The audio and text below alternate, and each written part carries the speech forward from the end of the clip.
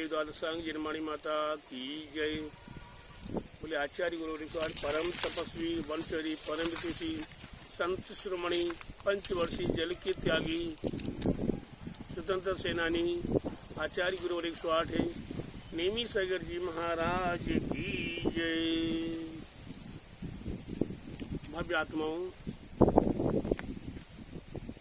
अपने जीवन में हम एक छोटा सा विचार करें कि हमारे आपका जीवन, वैसे तो कहा जाता है हर जीव स्वतंत्र है, हर जीव स्वतंत्र है, उसे किसी की पराधीनता स्वीकार नहीं है। लेकिन प्यारे बंधुओं, यह जीव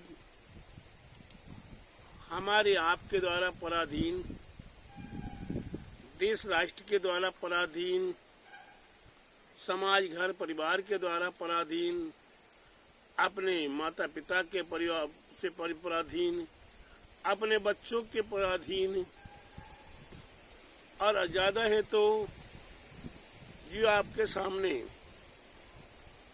एक इंद्री, दो इंद्री, तीन इंद्री, चार इंद्री, पंचेंद्री आदि आदि जो जीव है उनसे भी आप पराधीन, नौकरों से पराधीन, वनस्पति, पृथ्वी, जल, अग्नि, वायु आदि से पराधीन, आदि ऐसे नाना प्रकार से आप पराधीन पराधीन पराधीन, ऐसी पराधीनता में आप अपना जीवन व्यतीत कर रहे हैं।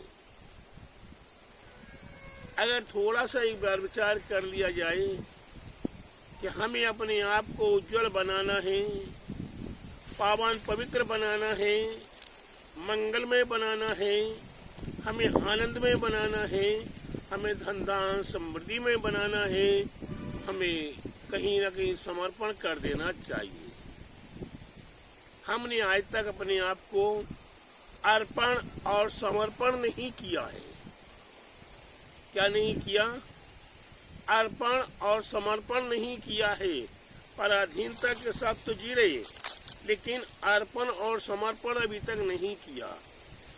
अब हम अर्पण और समर्पण करें तो किसको करें? कोई बड़ी बात नहीं है, कोई बड़ी बात नहीं है। अपने आप का अर्पण और समर्पण करने के लिए हमारे लिए हमारे देव, शास्त्र, गुरु, और इन तीनों में सबसे विशेष है हमारे देव, हमारे शास्त्र, हमारे गुरु। अब देव तो हमारे सामने नहीं है, शास्त्र हमारे हमें बोलते नहीं हैं, इसमें हमारे लिए कौन है विशेष? हमारे गुरुजन हैं। ये गुरु अपने आप में अपने शिष्य को सीए में गुरु रह जाएं और शिष्य को चीनी बनाने का प्रयास करते हैं। गुरु अपने आप में एक छोटी सी महिमा का बताएं गुरु की। एक समय में एक प्रसंग चल रहा था कि एक परिवार में 4 बेटे थे, एक पिता थे। पिता को 2-3 आदतें लगी हुई थी। एक तो जुआ खेलने की आदत लगी हुई थी, दूसरी शराब पीने की आदत लगी हुई थी, तीसरी वेश्या सेवन करने की आदत लगी हुई थी। ये तीनों आदतें लगी हुई थी। अब ऐसी अवस्था में अपने चारों बेटों को वो किस प्रकार से शिक्षा दें, किस प्रकार से अपने पुत्रों को संभालें। तो पिताजी एक दिन अपने पुत्रों को बुलाते हैं कि बेटा, मेरी आयु समाप्त होने वाली है, मेरे पास जो गुण है वे गुण तुम स्वीकार करना। वो गुण कौन कौन से हैं? शराब, जुआ खेलना, शराब पीना और वेश्या सेवन करना। विचार करो कि अपना पिता अपने पुत्रों को ये कह रहा है कि ये बातें स्वीकार करना। लेकिन प्यारे बेटों, मेरे प्यारे पुत्रों, एक बात का साथ में ध्यान भी रखना। अगर जुआ खेलने की भावना उत्पन्न हो जाए, मेरे सामने नहीं खेलोगे, मेरे मरने के बाद जुआ खेलोगे, कोई बात नहीं, जुआ खेलने की जब इच्छा हो जाए तो प्यारे एक बात ध्यान रखना, जुआ खेलने से पहले किसी को अपना एक गुरु बना लेना। क्या कर लेना? जुआ खेलने से पहले किसी को गुरु बना लेना। ठीक है पिताजी, मंजूर है। एक तो पिताजी जुआ खेलेंगे नहीं, अगर आप उतने बोले खेलना, क्योंकि मैंने सारी संपत्ति जुआ खेलने से बनाई है, तो अगर मेरे भाव हो जाएंगे तो आपने कहा गुरु बनाकर, तो गुरु बना के खेलूंगा। दूसरी बात पिताजी, आपने कहा कि मैं शराब पीता हूँ, तो बेटा हाँ मैं शराब पीता हूँ। अगर तुम्हारी शराब पीने की इच्छा हो जाए तो तुम शराब पीना, लेकिन एक बात ध्यान रखना, शराब पीने के लिए जब जाओ तो शराब की दुकान के सामने से नहीं जाना, पीछे से जाना। ठीक है पिताजी, मंजूर है।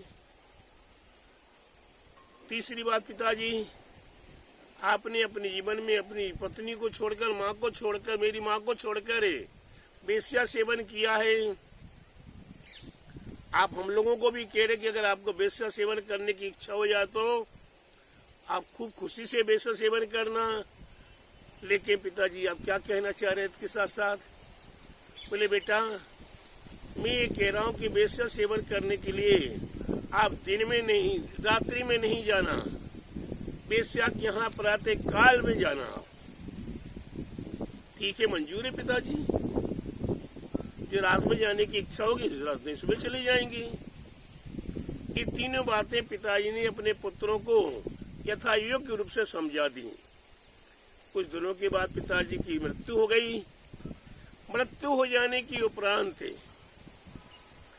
आप पुत्र कई दिन तो कुछ नहीं किए, फिर अंतिम विचार करते कि यार ऐसे बैठे रहेंगे तो सोने का पहाड़ भी हमारे पास होगा। पिताजी ने इतनी संपत्ति इकट्ठी कर दी, थोड़ी थोड़ी रोज खर्च होगी तो एक दिन संपूर्ण संपत्ति समाप्त हो जाएगी। और हमने काम धंधे कोई सीखे नहीं है, पिताजी ने कोई काम धंधा किया नहीं है, चलो जुआ खेलने चलते। चारों के चार भाइयों ने अपने जेबों में नोट भर लिए और चल दिया जुआ खेलने के लिए। जैसे जुआ खेलने के स्थान पर पहुंचते हैं, जुआड़ियों के पास पहुंचते हैं, जुआड़ी बड़े खुश होकर बोलते कि चलो भाई बड़े बड़े सेठ आए हैं, आज तो अपना काम हो जाएगा। तो चारों के चार हाथ जोड़ के खड़े हुए हैं।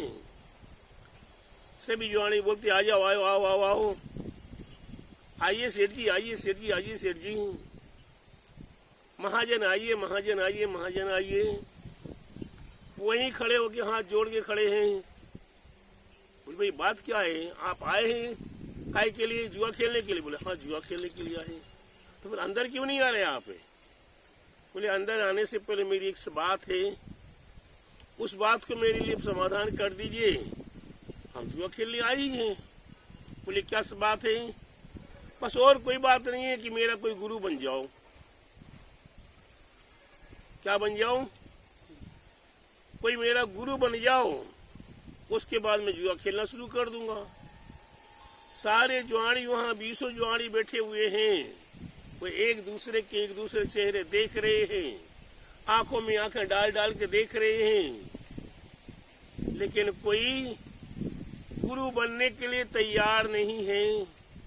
अंत में सभी हाथ जोड़ देते उनके सामने कि भाई हम में से कोई गुरु बनने को तैयार नहीं। अगर आपको खेलना है तो आप स्वयं गुरु और स्वयं चेला। वह चारों पुत्र कहते भैया नमस्कार के लिए हम तो घर चले, और वो घर चले जाते। विचार करो, अगर उनने कभी ताश पत्ती देखी नहीं थी, ताश पत्ती पकड़ी नहीं थी, और बैठ जाते जुआ खेलने के लिए, जो नोट लेके गए थे सब सफा हो जाते। समझ में आ गया गुरु का कितना बड़ा महत्व है। उसी प्रकार से शराब पीने की जब इच्छा हुई तो शराब के सामने की दुकान पर जा रहे थे, ध्यान आ जाता है कि पिताजी ने क्या कहा था, सामने की दुकान के सामने से नहीं जाना, पीछे से जाना। जैसे वो पीछे से गए, जाने के उपरांत वहां चारों के चार भाई क्या दृश्य देखते हैं। कोई कुछ बक रहा है, कोई टेढ़ा मेढ़ा चल रहा है, कोई आड़ा पड़ा हुआ है, किसी के मुंह में कुत्ते पेशाब कर रहे हैं, कोई नाली में पड़ा हुआ है। ये संपूर्ण दृश्य किसका है? दुकान के सामने व्यक्ति बढ़िया टिपटाप खड़े हुए थे और दुकान के पीछे शराब पीकर निकले हैं, तो उनकी ये दशा है। हमें अपनी ऐसी दशा नहीं करानी है, वापस लौट कर आ गए। पिता गुरु कितने महान हैं, उन्हें जुआ से बचा दिया, उन्हें शराब पीने से बचा दिया। अब तीसरी बात आती वेश्या के यहाँ जाने की। चारों भाई आपस में विचार करते हैं कि भाई अपने पिताजी तो रोज वेश्या के जाते थे, उन्हें स्वीकार किया है, अपने लिए भी कहा कि तुम्हें वेश्या के जाने की इच्छा तो चले जाना, चलो भाई एक दिन चलते हैं वेश्या के यहाँ। इसी शाम को वेश्या के यहाँ जाने के भाव हुए तो विचार आगे करी। पिताजी ने क्या कहा था? शाम को रात्रि में नहीं जाना, प्रातः काल होते होते जाना। कोई बात नहीं है, 10 घंटे की 12 घंटे की रात है, 12 घंटे इतने कभी नहीं कि तो आज 12 घंटे और नहीं सही। अब सुबह होते ही उनकी रात में नींद नहीं लगी। कब प्रातः काल हो, कब प्रातः काल हो, कब प्रातः काल हो, और प्रातः काल हो गया और सभी ने फटाफट नहा धो के फटाफट वेश्या के यहाँ चलो। जैसी वेश्या के यहाँ जाते हैं, वेश्या का दरवाजा बंद था, खोलते हैं, धक्का लगाते हैं, दरवाजा खुल जाता है और वेश्या वहां कैसी पड़ी हुई है?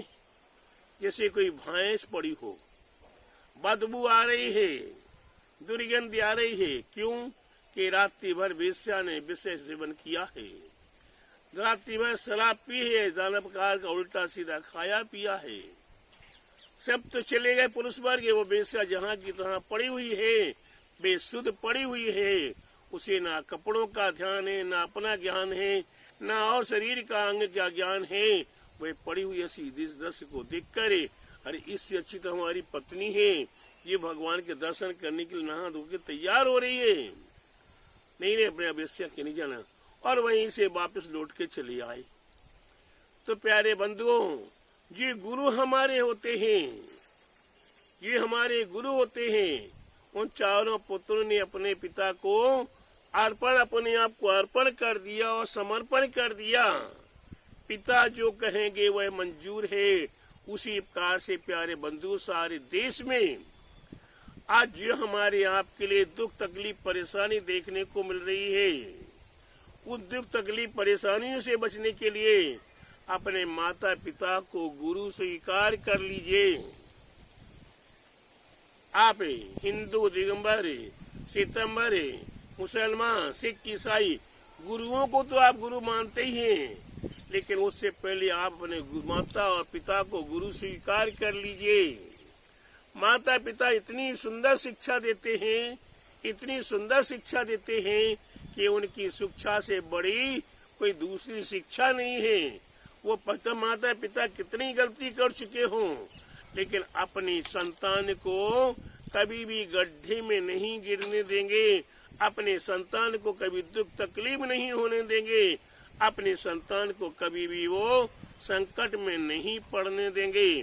तो प्यारे बंधु, ये माता और पिता हमारे गुरु किस प्रकार से हैं?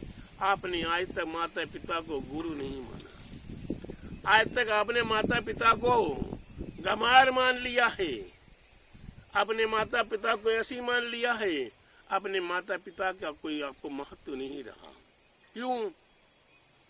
कि हमारे माता पिता सब दूसरी क्लास पढ़े हैं, पहली क्लास पढ़े हैं, तीसरी क्लास पढ़े हैं, और हम मैट्रिक पढ़ लिया, हमने बीए पढ़ लिया, बीकॉम पढ़ लिया, एलएलबी पढ़ ली, हमने डॉक्टरी पढ़ ली, हमने मास्टरी पढ़ ली, हम बड़े बड़े पढ़ के साइंटिस्ट हो चुके, हम बड़े बड़े वैज्ञानिक हो चुके, हमसे बड़ा दूसरा कोई नहीं है।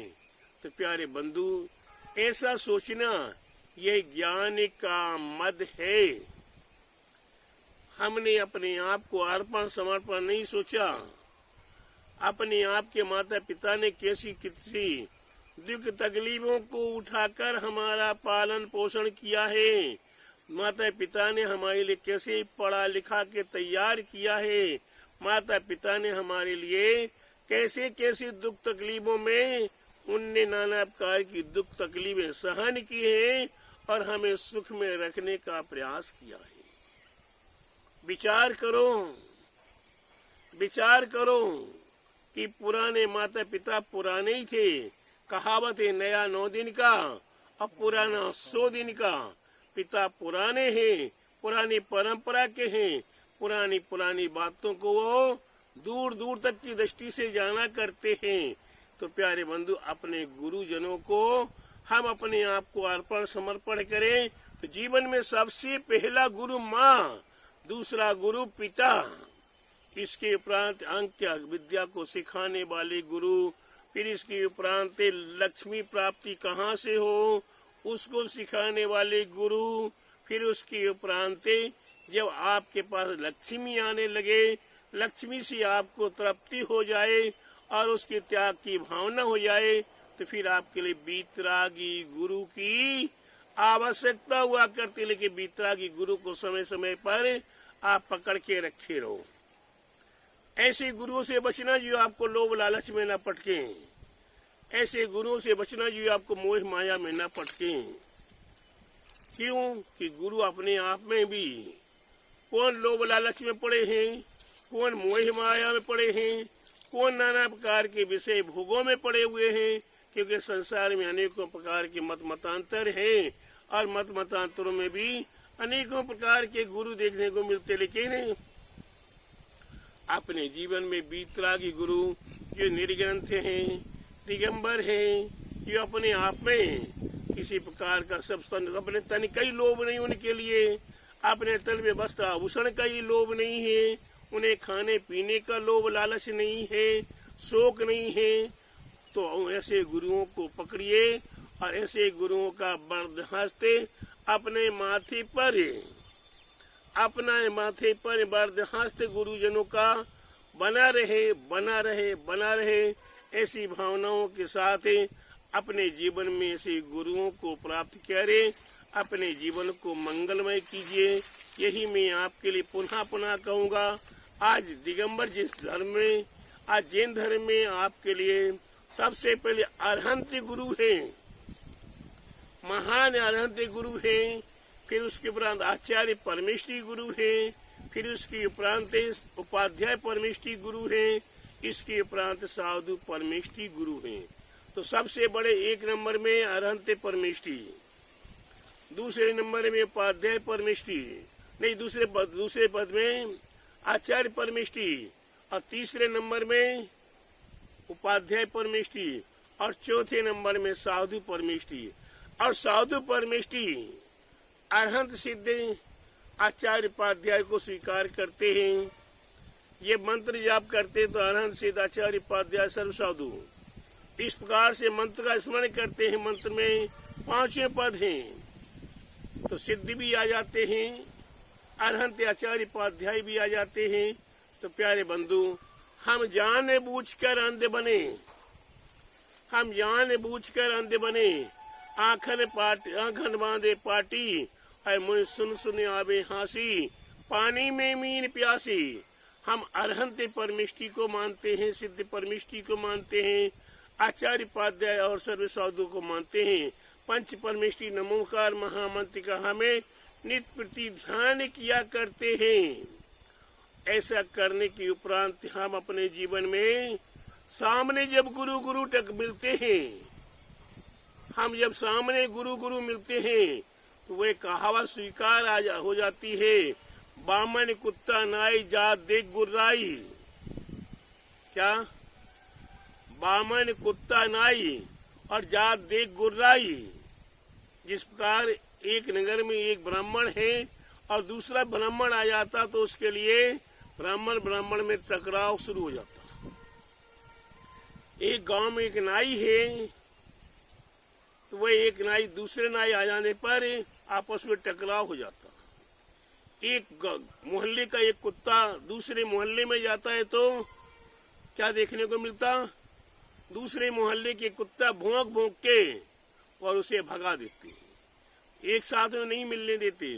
उसी प्रकार से आज के समय में गुरुजनों में भी इसी प्रकार से देखने को मिल रहा है।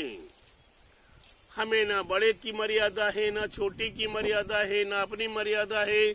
हम बड़े हम बड़े हम बड़े। तो प्यारे बंधु, बड़े बड़े में तो बहुत कुछ बड़ा हुए, लेकिन वो दही बड़ा बहुत खतरनाक है। दही बड़ा बहुत खतरनाक है कि दही बड़ा कैसे बना, उड़द की दाल से बना। ऊपर से छाल छिलका लग हुआ, दाल के एक के दो टुकड़े हुए, फिर उसको पीसा गया, फिर पीस के उसको पानी में फुलाया गया, फिर उसको सिलबट्टे पर या मिक्सी में डाल के पीस दिया गया। पीसने के उपरांत फिर उसको लोई बनाई गई और गीले गीले कपड़े पर हाथ रख के और गरम गरम तेल में खिसका दिया गया। खिसका देने के बाद उसे बार बार ऊपर नीचे तेल में किया गया। फिर बाहर निकाला, पानी में डुबा दिया, फिर निकाला तो पानी निचोड़ दिया, फिर निकाला तो दही में डाल दिया। दही में डाल के उसमें नाना प्रकार के टुकड़े टुकड़े कर दिए, ऊपर से नमक मिर्चा आदि आदि डाला और जब खाया तो मजा आ गया। घाटी उतरी और माटी हो गई, उस बड़े की कोई कीमत नहीं है। ठीक आज उसी प्रकार से हम संसारी प्राणी, हम बड़े हम बड़े हम बड़े। तो प्यारे बंधु, बड़ा नहीं, हमें लघु बन के चलना है। गुरु गुरु में हम एक दूसरे मिलके रहे और गुरु गुरु एक दूसरे का सम्मान करें, गुरु गुरु एक दूसरे के लिए सपोर्ट करें, एक दूसरे के साथ धर्म चर्चाएं करें, एक दूसरे में धर्म चर्चाओं के समाधान करें, आपस में देश राष्ट्र में जियो। नाना प्रकार के विघ्न बाधाएं उत्पन्न होती हैं, उन्हीं के संबंध में एक दूसरे मिलके आपस में परामर्श करें और उनका निदान निकालें। अपना सारा जगत संसार, चाहे मेरा हो चाहे और अन्य साधुओं का हो, सारा देश कुटुंब परिवार है। साधुओं का क्या है, इनने अपने माता पिता भाई बहन बंधुओं को सबको छोड़ दिया, लेकिन इनका वसुदेव कुटुंबकम, वसुदेव कुटुंबकम, सारा जगत संसार इनका कुटुंब परिवार है। तो मेरा भी वही संसार कुटुंब परिवार है, वही और दूसरे साधुओं का भी कुटुंब परिवार वही है, और साधुओं का भी वही कुटुंब परिवार है। तो हम साधु तो कम से कम इस कुटुंब परिवार को एक मत होकर चलाएं, तो हमारा देश राष्ट्र भी खुश हो जाएगा और हमारा स्वयं का भी कल्याण हो जाएगा। ऐसी हृदय की पवित्र भावनाओं के साथ मैंने आपको गुरुजनों के विषय में बताया, अपने माता पिता गुरु उनकी महिमा बताई। आपको समझ में आए तो स्वीकार कर लेना, नहीं समझ में आए तो आप अपनी जगह हैं, हम अपनी जगह हैं। हमें आनंद लेना है, हमें खुश रहना है, तो हम अपने आप में नेमीगिरी में विराजमान हैं। नेमीगिरी में विराजमान, यहाँ अशोक वृक्ष है, यहाँ आम्र वृक्ष है, यहाँ अमरूद के वृक्ष है, यहाँ नाना प्रकार के अन्य वृक्ष है। उन वृक्षों के पास बैठ के आनंद ले लेता हूँ और जो मेरी समझ में आता मैं आपको बताने का भी प्रयास कर लेता हूँ। मानो सो आपका भला, नहीं मानो तो और अति भला। बोले महावीर भगवान की जय। बोले आचार्य गुरुवर 108 परम तपस्वी ब्रह्मचारी परम तिषि संत श्रोमणी ब्रह्मचारी परम तिषि पंचवर्षीय जल के त्यागी सुधन सेनानी आचार्य गुरुवर 108 नेमी सागर जी महाराज की जय।